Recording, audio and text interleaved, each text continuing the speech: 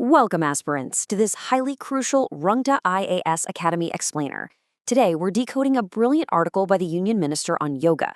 Now, this isn't just general reading. It's an absolutely high-yield topic for your UPSC Civil Services mains. We're going to analyze this strictly through the lens of GS Paper 1, tracking yoga's incredible journey from our ancient cultural heritage right to its role as a profound tool for modern societal peace.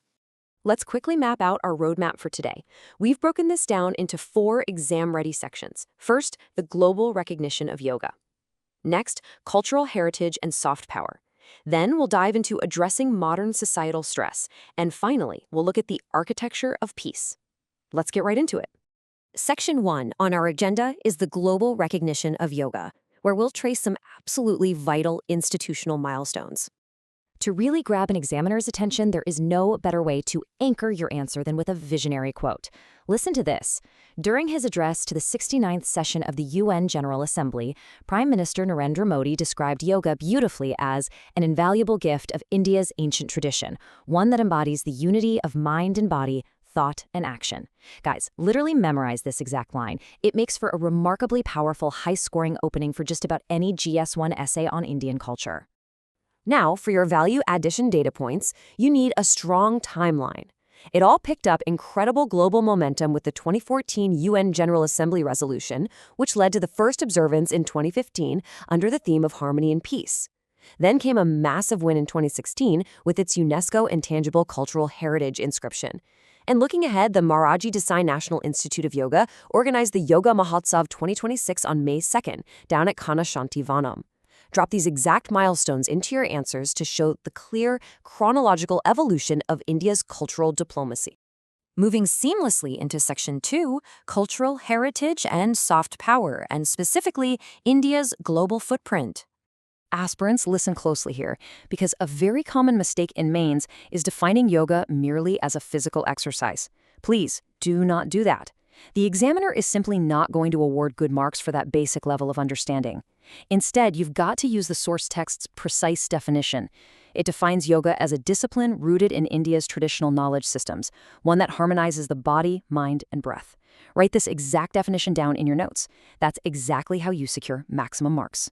So, how exactly does yoga function as soft power?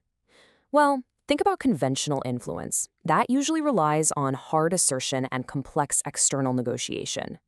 But yoga? It operates completely differently. It works through direct participation, shared human experience, and global unity. When you're tackling an international relations question, emphasizing this specific distinction is an absolute game changer.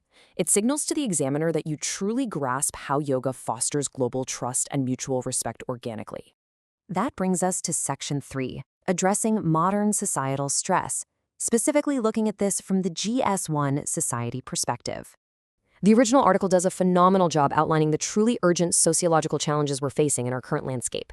We're talking about rapid urbanization, massive digital overstimulation, shifting social dynamics, relentlessly rising stress levels, rapidly shrinking attention spans, and highly reactive forms of communication. Make sure you drop these down. These are the exact high-impact keywords you absolutely must underline in your answer sheets when discussing the pressures of modern Indian society. And what's the antidote to all of this chaos? It's actually a very clear psychological mechanism. It starts with breath control and meditation, which strengthens your self-awareness. That step creates this absolutely critical space between an external stimulus and your reaction to it. In that little space, thoughtful reflection replaces raw reaction. And here's the kicker for your GS1 paper. This individual behavioral shift eventually scales up to shape peace at a much broader societal level. In our hyper-reactive world, yoga restores what the text beautifully calls the discipline of pause. That's a golden phrase, guys. Definitely use that in your exam. This highlights a vital overarching point. The Ministry of Ayush's core objective here isn't just getting people to participate in a yoga session once a year. No, the real goal is sustained behavioral transformation. It's that ongoing, deep-rooted psychological change that genuinely strengthens our social cohesion over time.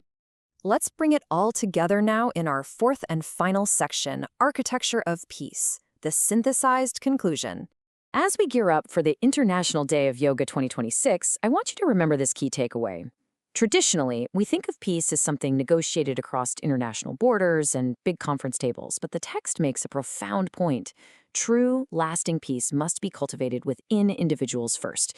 It's a continuous, deeply internal, and highly participatory process. We'll leave you with this incredibly powerful final thought, directly from the Union Minister's article. Yoga is not merely a practice, it is a quiet, enduring architecture of peace. Seriously, make this exact phrase your go-to main's conclusion.